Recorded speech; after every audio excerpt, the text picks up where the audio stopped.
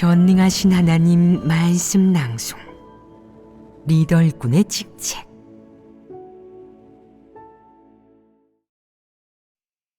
리더 일꾼의 직책 28 제14조 각종 악인과 적그리스도를 제때 분별하여 제명하거나 출교시킨다. 7 리더 일꾼의 직책 제14조는 각종 악인과 적그리스도를 제때 분별하여 제명하거나 출교시킨다이다. 지난번에는 두 번째 항목인 인성에 근거하여 각종 악인을 분별하는 것 중 세 가지 모습을 교제했다. 그 세 가지를 읽어보아라. 8번째, 언제든 배신할 수 있다. 9번째, 언제든 떠날 수 있다. 10번째, 흔들린다. 그 세 가지의 교제를 마쳤는데 모두 이해했느냐? 이런 문제를 지닌 사람 대부분은 기본적으로 진리를 이해하는 능력이 갖춰지지 않았고, 진리가 무엇인지, 하나님을 믿는 것이 무엇인지도 모른다. 또 일부는 하나님을 믿는 것이 어떤 것인지 꿰뚫어 보지 못하고 하나님을 믿는 것은 종교신앙이라고 여기며 종교의식만 지키면 그만이라고 생각한다. 그들은 하나님을 믿는 의미도 본분을 이행하는 의미도 모르며 심지어 하나님이 정말 존재하는지도 분명히 알지 못하고 하나님을 따르는 이 길이 맞는지도 확신하지 못한다. 하나님을 믿은 지 몇 년이 되었든 얼마나 많은 설교를 들었든 그들은 끝내 참도의 뿌리를 내리지 못한다. 그러므로 흔들릴 수 있고 심지어 뜻대로 되지 않는 일이 닥치면 언제든 교회를 떠나고 배신할 수 있다. 하나님 집에는 이 몇 부류를 대하는 구체적인 원칙이 있고 그들의 각기 다른 상황에 따른 구체적인 처리 및 해결 방안이 있어 제명해야 할 사람은 제명하고 출교시켜야 할 사람은 출교시킨다. 설령 그들 중 어떤 사람들은 악인이 아니고 적그리스도는 더더욱 아닐지라도 그들이 드러낸 그런 모습의 성질과 하나님을 믿는 이를 대하는 태도로 볼 때 그들은 하나님 집의 사람이 아니고 진정한 형제자매도 아니다. 설령 교회에 남아있더라도 그들은 진리를 깨닫기가 매우 어렵다. 진리를 깨닫기 어렵다는 것은 무엇을 의미하느냐? 그들은 시종일관 하나님의 말씀을 알아듣지 못하고 진리를 깨닫지 못하기 때문에 결국 구원받지 못하고 하나님에게 얻어질 수 없다는 것이다.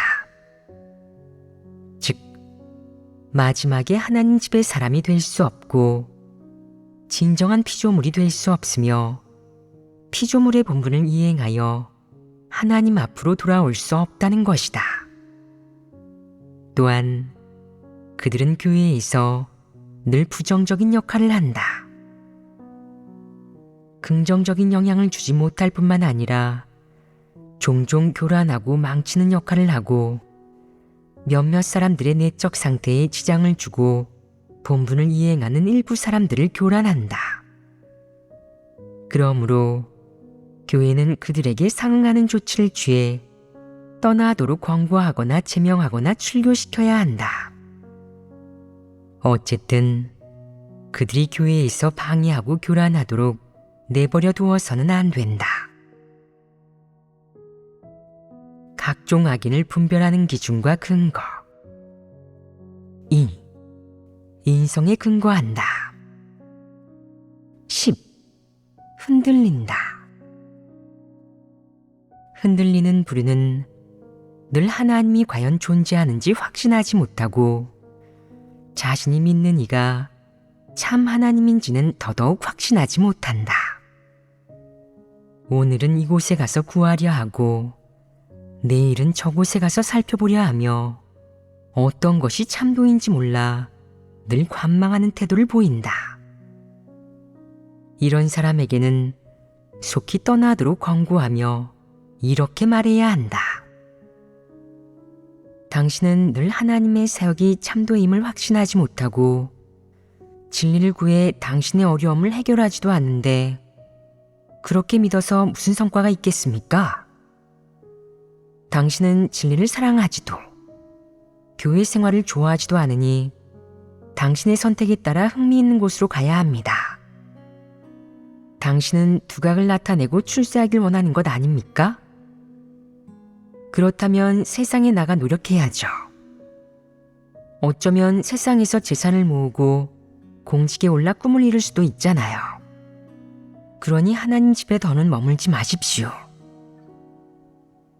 이런 사람은 절대 강요하거나 붙잡지 말아야 하며 교회를 떠나고자 하면 가게 내버려 두어야 한다. 그런 불신파들을 계속 권면하고 붙잡는 것은 하나님의 마음에 맞지 않는다. 하나님은 사역할 때 결코 강요하는 법이 없다. 내가 망설이는 사람을 늘 억지로 끌어당기는 것은 약간 강요하는 성질을 띈다. 그는 나가서 일하여 돈을 벌고 좋은 삶을 살거나 자신이 좋아하는 일을 추구하고 싶어 한다. 늘 이런 계산을 하며 언제나 자신만의 이상과 계획이 있다. 그것을 아는 사람이 아무도 없지만 그의 모습에서 이미 드러난 것이다. 예를 들어 그는 본분을 이행할 때 늘 마음이 딴 데가 있거나 자주 실수하고 건성으로 형식만 취한다. 또 늘 본분 이행을 무척 달갑지 않아 하는 모습을 보이고 손해본다고 생각하며 본분 이행이 돈벌이에 지장을 준다고 여긴다. 이런 사람은 떠나도록 권고하면서 이렇게 말해야 한다. 당신은 본분을 이행할 때 늘 마음이 딴 데 가 있고 건성으로 임하니 결국 진리를 얻지 못하고 하나님께서도 당신을 인정하지 않으실 겁니다. 그럼 얼마나 손해입니까? 당신은 진리에 관심이 없고 하나님의 존재와 주제도 확신하지 못하며 세상이 매우 좋다고 생각하고 세상을 추구하면 출세하고 두각을 나타낼 수 있다고 생각하니 차라리 세상으로 돌아가 노력하는 게 더 나을 겁니다. 굳이 여기에서 이런 고생을 할 필요가 있을까요? 특히 이 부류는 늘 자신이 재주가 있고 어느 정도 능력과 재능이 있다고 생각해서 세상에 나가면 명예와 이익을 모두 손에 넣고 높은 지위와 대우를 누릴 수 있을 거라고 여긴다. 하지만 하나님을 믿은 후 몇 년이 지나도 발탁되어 중용되지 못하고 두각을 나타내지 못하니 속으로 매우 억울해하고 달가워하지 않는다. 그는 하나님을 믿는 이 길을 걷는 것을 달가워하지 않고 본분을 이행하는 것은 더더욱 달가워하지 않으며 늘 마음이 들떠서 이리저리 흔들린다.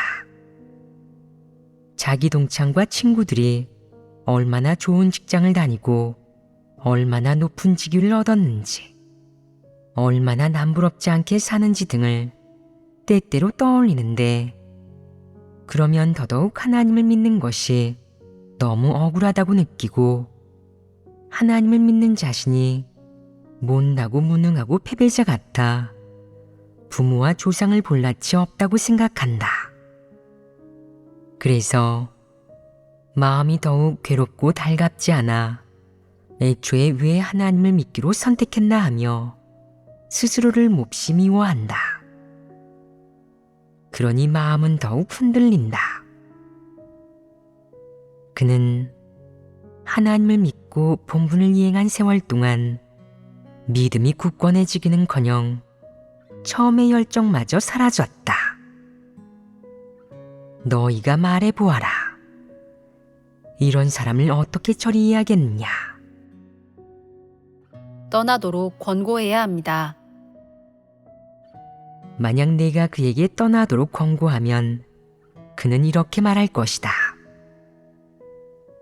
저는 하나님을 이렇게 오랫동안 믿으면서 학업과 결혼, 진로를 다 포기했습니다. 그런데 당신은 지금 저에게 교회를 떠나라고 하는군요. 그럼 지난 세월 제가 겪은 고생이 다 헛수고가 되는 것 아닙니까? 앞으로의 종착지도 완전히 사라지지 않겠습니까? 두 가지가 다 물거품이 된다는 것은 저에게 목숨을 내놓으라는 것 아닙니까?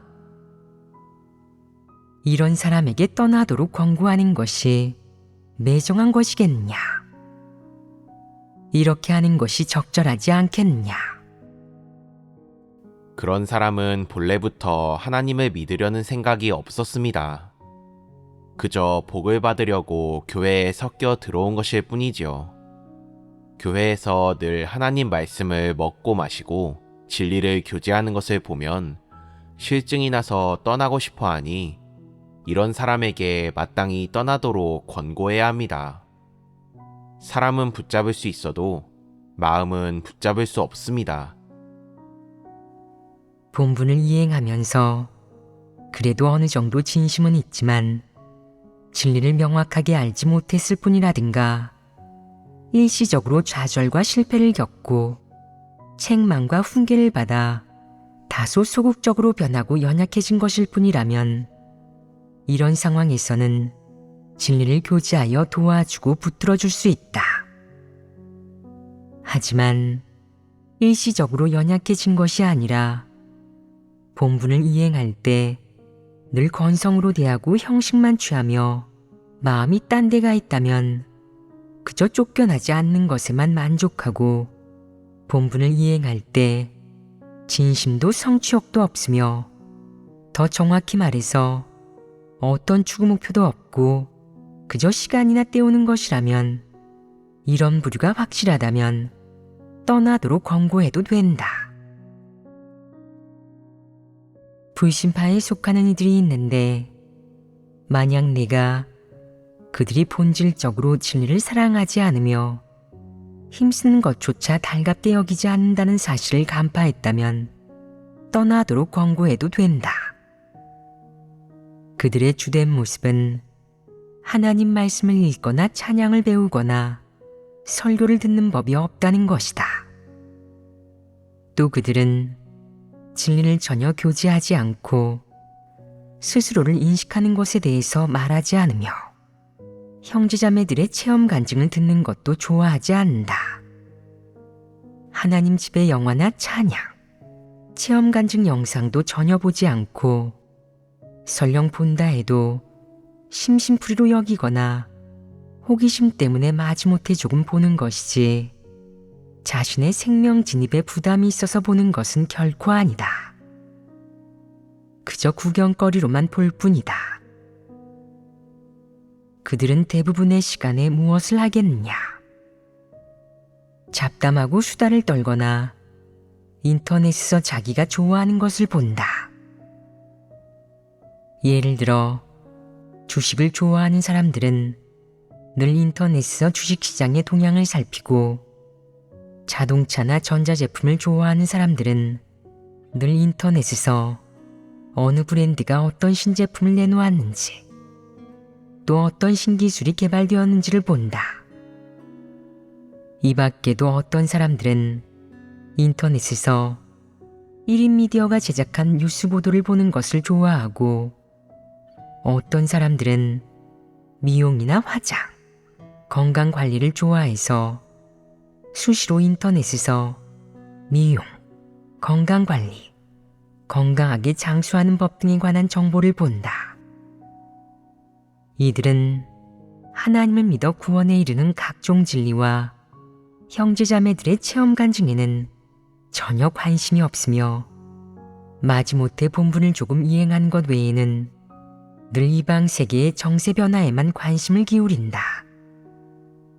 세상에 어떤 새로운 동향이 있는지, 어떤 중요한 뉴스가 있는지, 국내에 무슨 움직임이 있는지 등의 정보를 본다. 이런 것들을 보다 보니 마음속에 이런 일들밖에 없고 하나님을 믿으면서 어떤 진리를 깨달아야 하는지에 대해서는 전혀 관심을 두지 않으며 누가 교제를 해주어도 귀담아 듣지 않는다. 그는 본분을 이행할 때 어떤 원칙을 지켜야 하는지, 본분 이행 과정에서 어떤 폐괴 성품이 표출될 수 있고 어떤 문제가 존재하는지, 하나님이 사람에게 하는 여러 측면의 요구 중 자신이 어떤 것을 충족했고 어떤 것을 충족하지 못했는지 등 생명진과 관련된 일에는 전혀 흥미가 없고 관심을 보이지도 않는다. 설사 본분을 이행한다 해도 그저 형식만 취할 뿐 진리 원칙을 전혀 구하지 않는다. 이런 부류도 자신이 하나님을 믿는 사람이라고 말은 하지만 마음속으로 좋아하고 중요시하는 것은 돈과 지위, 이방의 유행이며 그가 접촉하기 좋아하는 사람들 역시 다 이방의 유행을 좇는 자들이다. 그는 이방 세계의 일을 말하기 시작하면 흥미진진하게 얘기하고 피곤한 줄도 모르고 끝도 없이 청산유수처럼 쏟아내지만 진리교제를 좋아하는 사람을 만나면 말이 없어진다.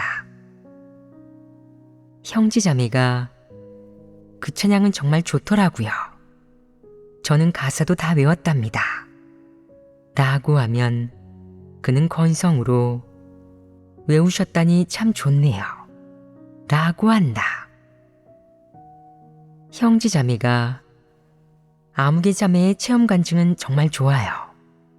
라고 하면 그는 지금 체험 간증 영상이 이렇게 많은데 뭔들 안 좋겠어요? 다 괜찮죠. 라고 한다. 이렇게 건성으로만 대할 뿐 사실 마음속으로는 진리에 흥미가 없어서 형제자매들과 공통화제가 없다. 어떤 사람이 일이 닥쳤을 때 기도했나요? 라고 물으면 그는 어떻게 기도합니까? 무슨 기도를 하죠? 라고 한다. 그는 기도하지 않고 하나님에게 할 말도 없다. 이런 부류는 하나님을 믿는 것과 관련된 모든 일에 흥미가 없고 마음속은 이방 세계의 온갖 일로 가득하다. 너희가 말해보아라. 이런 부류에게 문제가 있지 않으냐. 만약 이 부류가 본분을 이행할 때 늘 마음이 딴 데로 가 있고 게다가 어떤 사역을 맡기든 매우 귀찮아하며 조금만 고생해도 불평을 늘어놓고 하나님을 믿은 지 몇 년이 지나도 항상 하나님을 믿어서 손해봤어. 하나님을 믿지 않았더라면 지금쯤 월급도 많이 오르고 높은 지위와 호화로운 삶을 누렸을 거야. 라는 생각을 드러낸다면 이런 사람을 어떻게 대해야겠느냐. 이런 사람은 떠나도록 권고하고 어떤 본분도 맡기지 마라. 그는 힘쓰는 것조차 달가워하지 않는다. 그는 하나님을 믿으면서 그저 예배에 참석하는 정도라면 상관없지만 본분을 이행하며 하나님을 따른다면 자신의 중요한 일에 지장이 된다고 생각한다. 본분을 이행하고 하나님을 따르는 것이 행복을 추구하는 데 큰 걸림돌이 되며 본분을 이행하지 않았더라면 벌써 세상에서 두각을 나타내서 고위직에 오르고 큰 돈을 벌었을 거라고 여긴다. 그렇다면 우리가 어찌 그런 사람의 발목을 잡을 수 있겠느냐. 그러므로 그에게 떠나도록 권고하는 것이 모두에게 좋다. 그에게 강요하거나 그를 붙잡는 것은 큰 잘못이다.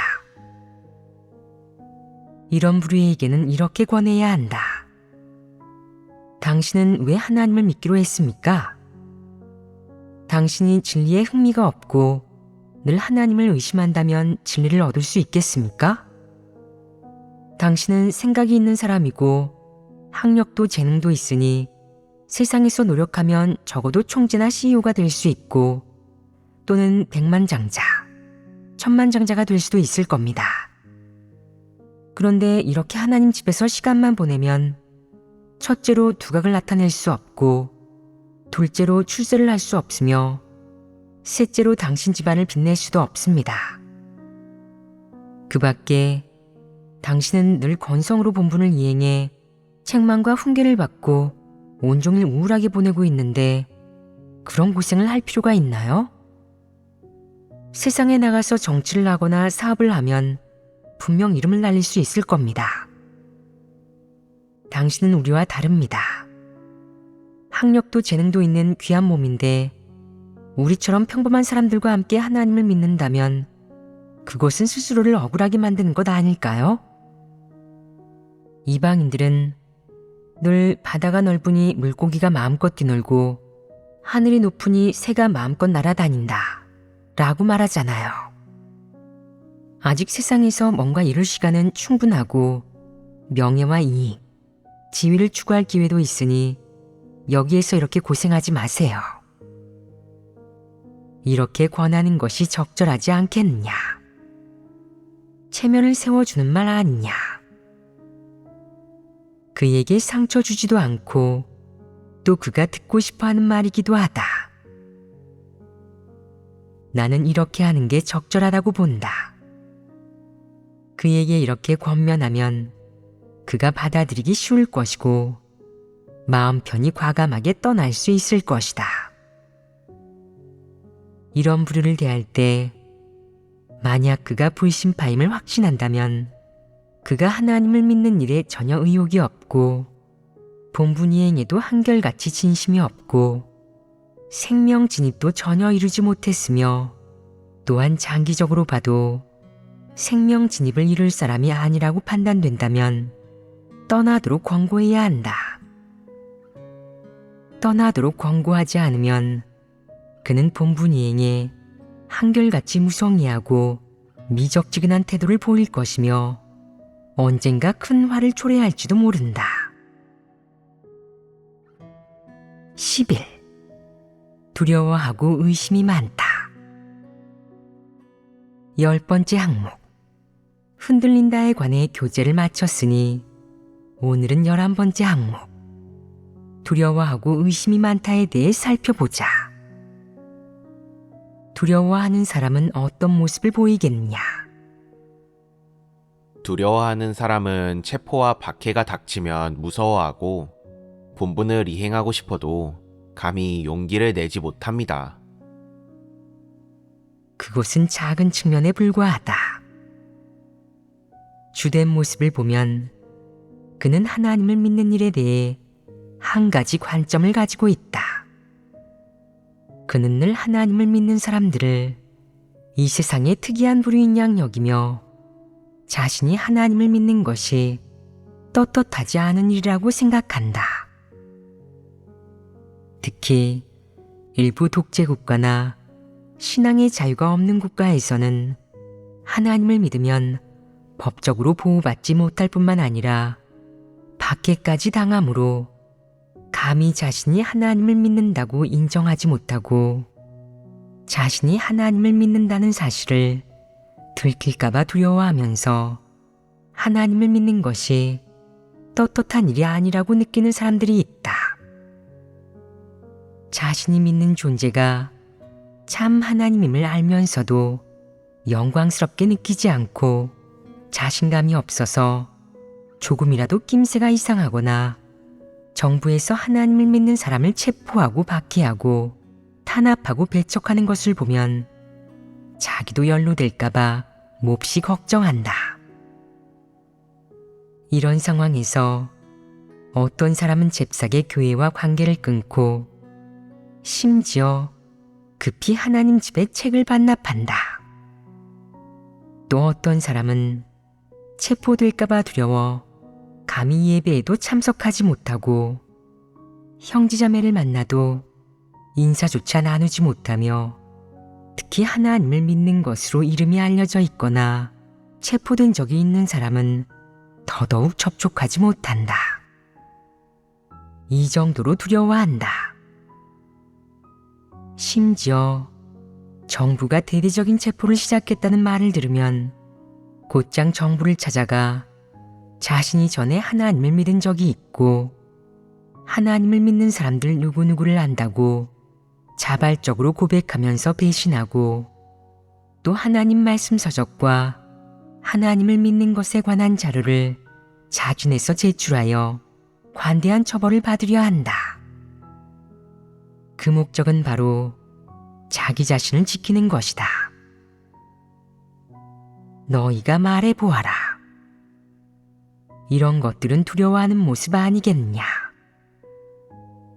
특히 어떤 사람들은 하나님을 믿은 후 자신이 하나님을 믿는다는 것을 남들이 알까봐 늘 두려워하고 더욱이 누군가 체포되어 자신을 팔아넘길까봐 두려워한다. 그가 하나님을 믿는다는 것을 누군가 알게 되는 순간 그는 이제는 하나님을 믿지 않는다고 얼른 해명하고 심지어 이방인이 그 사실을 의심하지 않도록 서둘러 이방인들과 관계를 맺고 함께 먹고 마시며 놀고 도박하거나 술을 마시는 등의 행동을 한다. 조금이라도 낌새가 이상하면 예배에 참석할 엄두를 내지 못하고 본분도 이행하지 않으며 누가 찾아가도 상대하지 않는다. 평안할 때는 하나님을 믿으면 복을 받고 죽지 않으며 천국에 가서 좋은 종착지를 얻을 수 있다고 생각하여 하나님을 믿는 열정이 대단하지만 위험한 환경이 조금이라도 닥치는 순간 온데간데 없이 사라졌다가 일이 지나가고 평안해지면 다시 돌아온다.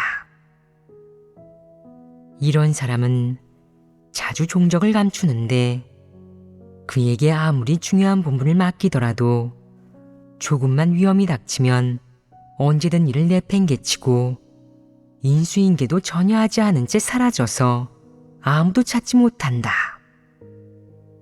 똑같이 위험한 환경에 처해도 어떤 사람은 온갖 방법을 동원해 뒷수습을 해낸다. 당장은 환경이 너무 열악해 체포되기 쉽고 위험하다면 그 폭풍이 지나가기를 기다렸다가 다시 사역하고 또는 자신이 하나님을 믿는 것으로 너무 유명해서 직접 나서서 사역하다가는 체포될 것 같으면 다른 사람을 보내 사역하게 한다.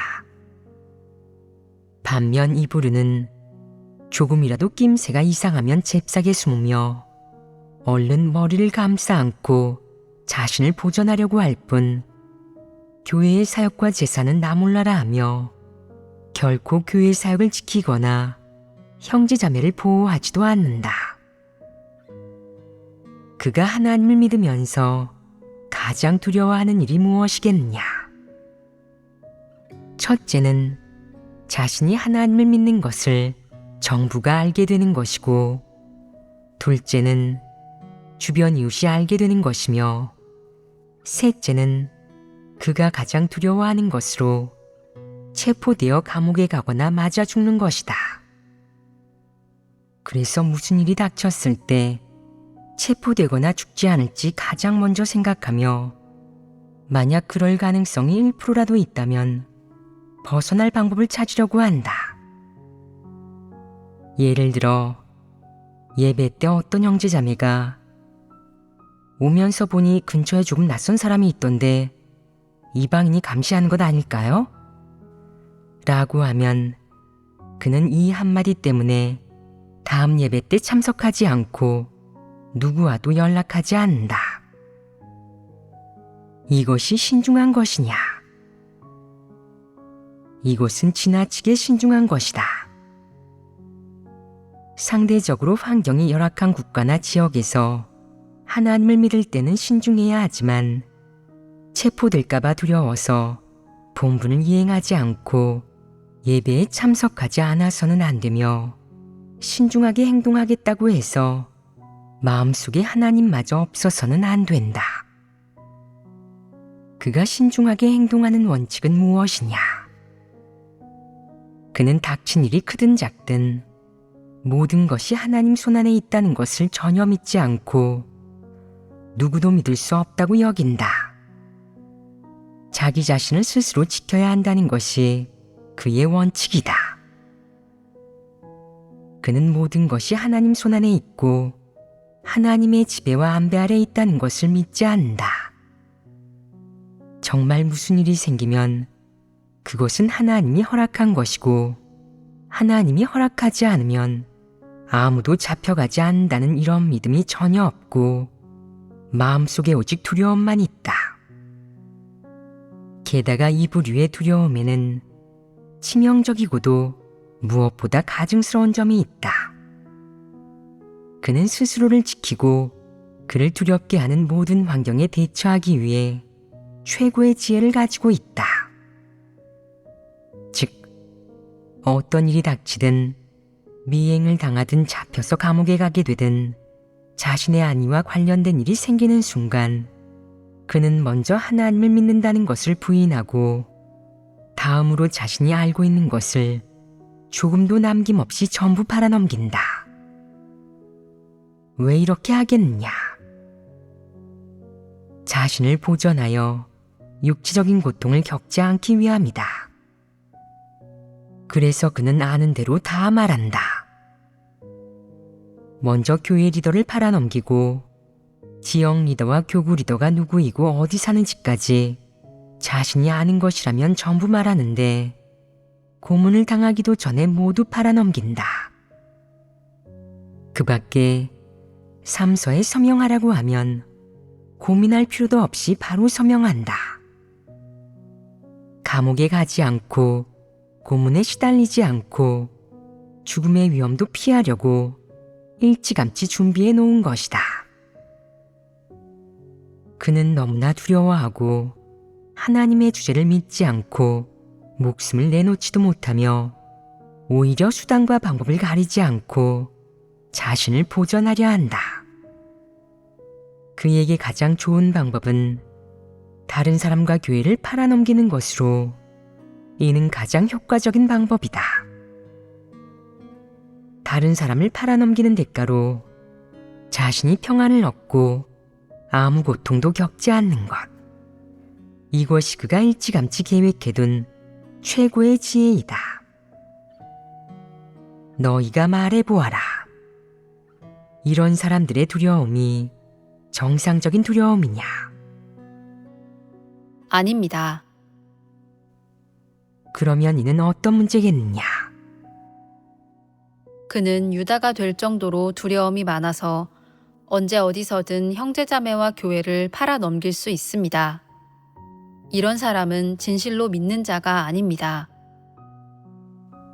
일단 그가 진실로 믿는지 아니면 거짓으로 믿는지는 차치하고 그의 인성만 봐도 그가 하나님을 믿는 일을 몰래 숨어서 하는 남에게 알릴 수 없고 떳떳하지 못한 일이라고 여긴다는 것을 알 수 있다.